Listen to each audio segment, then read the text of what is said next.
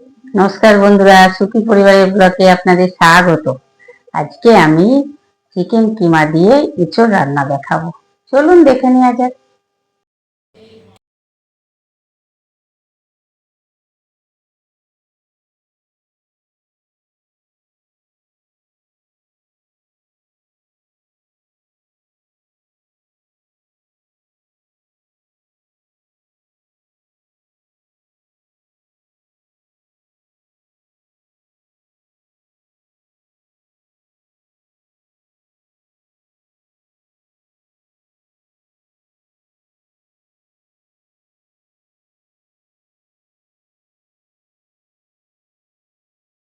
এঁচোড়টা এবার সেদ্ধ করে নিই, তারপর আপনাদের দেখাচ্ছি।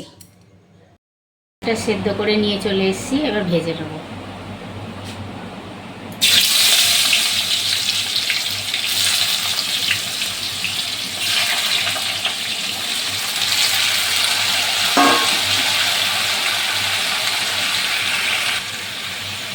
লবণ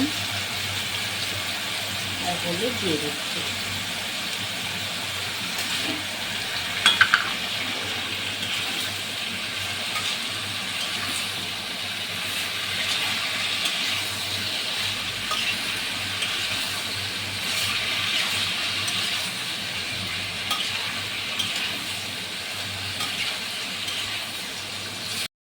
এঁচোড়টা ভাজা হয়ে গেছে, দেখেন এক কড়া দিয়েছিলাম, ভেজে কমে গেছে। ঠিক এরকমভাবেই ভেজে নিতে হবে। এবার তুলে নেব।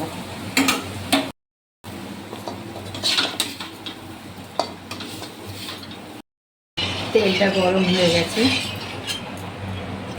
আলুটা ভেজে নেব।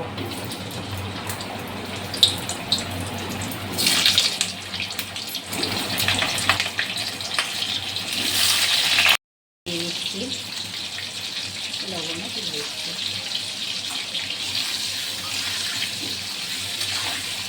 রাঙা রাঙা করে ভেজে নেব। ঢাকা দিয়ে ভাজবো, আলুটা যাতে একটু নরম হয়ে যায়। আলুটা ভাজা হয়ে গেছে, আলুটা তুলে নিচ্ছি। দেখেন অনেকটা নরম হয়ে গেছে।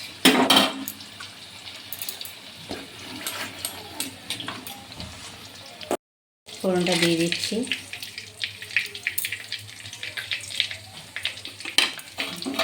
ফোড়নটা সেন্ট উঠলে রসুন দিয়ে দেবো।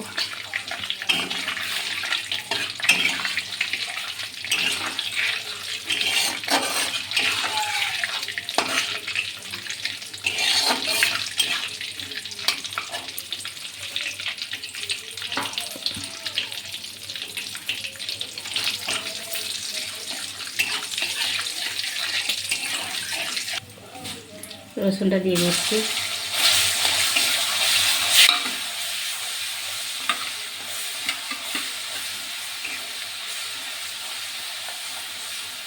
রসুনটা একটু ভাজা ভাজা করে নিয়ে পেঁয়াজ দেবো।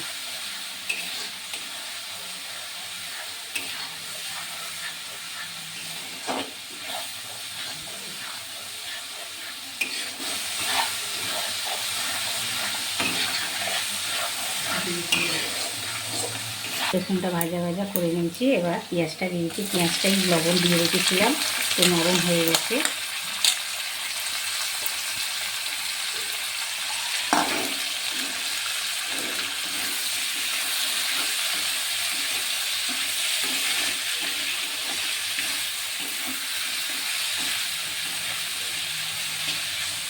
হলুদ দিয়ে দেবো।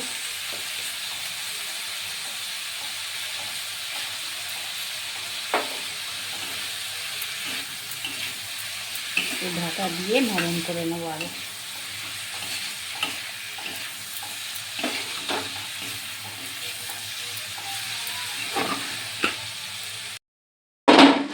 পেঁয়াজটা ভাজা হয়ে গেছে, টমেটোর পেস্টটা দিয়ে দেবো।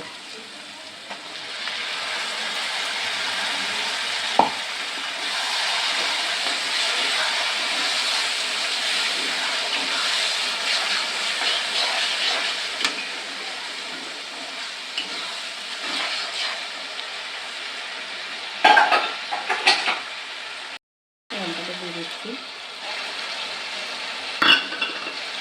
আদাটাও দিয়ে দিচ্ছি,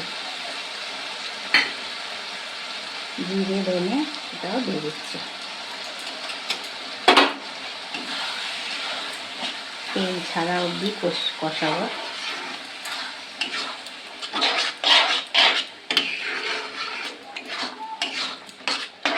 একটু হলুদ দিয়ে দেবো,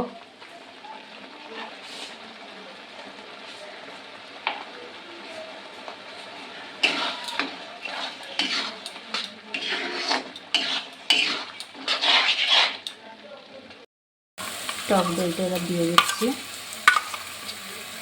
জল ঝরিয়ে নিয়েছিলাম।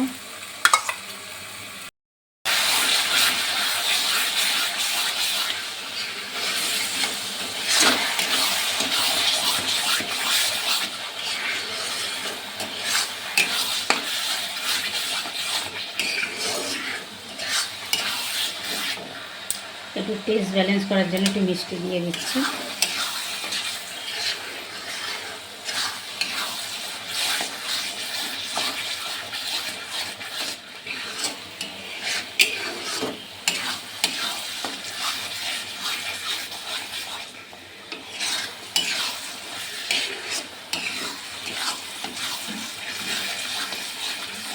কষানো হয়ে গেছে, মাংসটা দিয়ে দেবো।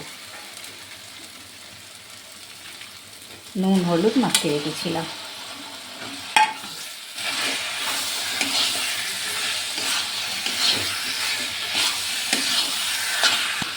ভালো করে কষাবো যতক্ষণ না তেল ছাড়বে।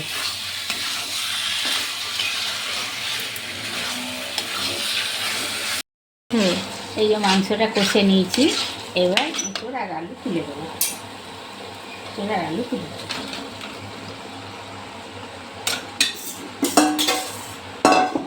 আপনারা এইভাবে মাংস দিয়ে করে খাবেন, দেখবেন কি ভালো লাগে খেতে।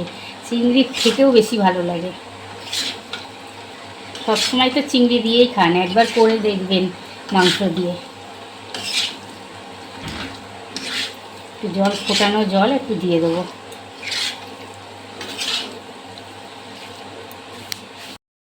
এই ফোটানো জল দিয়ে দিচ্ছি।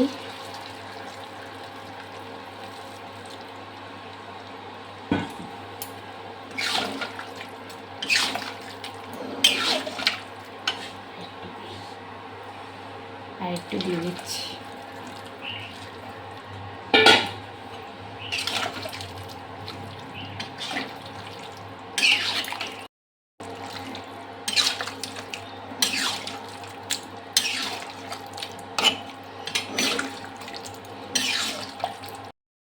স্বাদ মতো নুন দিয়ে দিচ্ছি। ভাজার সময় তো দিয়েছি, তাই যতটুকু লাগলো ততটুকুই দিলাম। এঁচোড় আলু দিয়ে মাংসের সঙ্গে কষিয়ে নিচ্ছি ভালো করে। এই কষা কষাই রাখবো।